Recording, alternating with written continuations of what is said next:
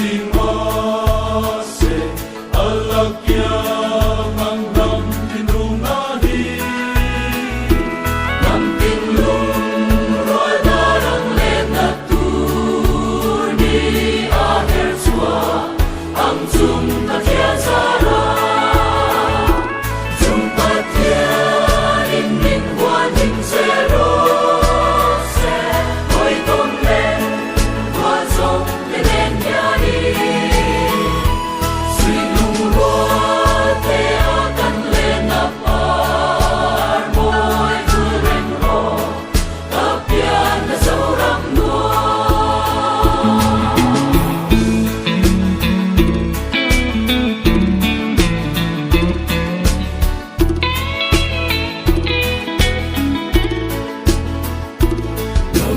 Lian sung puisi ngakian pun suan, waduh